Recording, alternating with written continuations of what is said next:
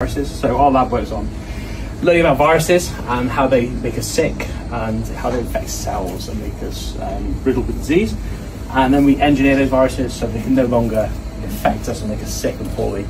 Instead, they are selected for tumour cells. So we engineer them so they don't affect healthy cells and they do affect cancer cells. And when they get into the cancer cells, they make more of themselves, which is great because it's a type of therapy that then can be amplified within the tumour microenvironment. So it makes more of itself inside the tumour cells.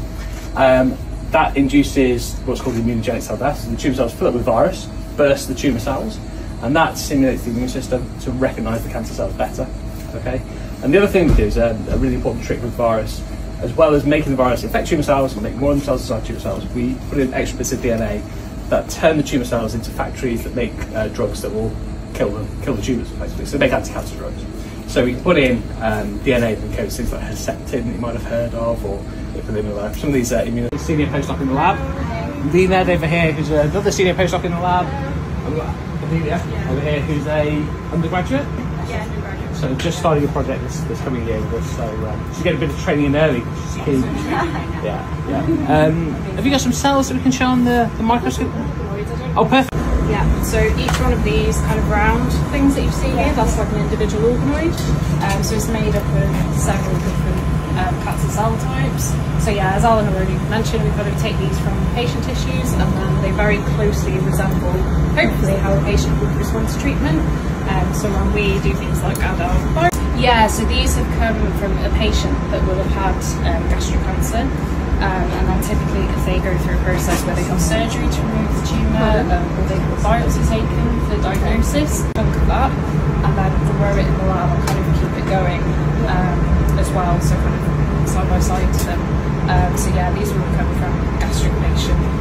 Affected, we need to know, do the cells die? Do they look different when they die, so we can distinguish? And then also, if we have transgenes, do they express the transgene, so for example, a fluorescent protein or not?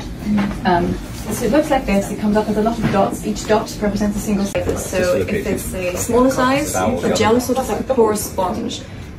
Things that are smaller will run through it faster than things that are bigger because they get hindered by the pores. So something that we can see into the bacteria in a specific place, and then in the second step we replace it with the gene that we actually want. So you can see here our selection set makes the bacteria grow blue. So all the blue ones. Push it down, yeah. Yeah, good. Let me try that. And then push more. That's the second step. Okay. Show you a little video about the accession stuff. So if you're coming up, I'll show you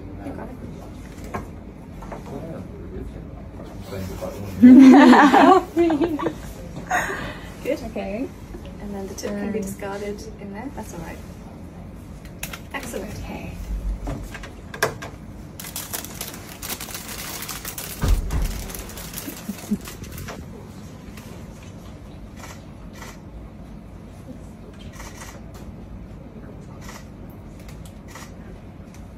Can we come back in 2 weeks and find out what's happening? Interesting. I feel like I'm working on something like that.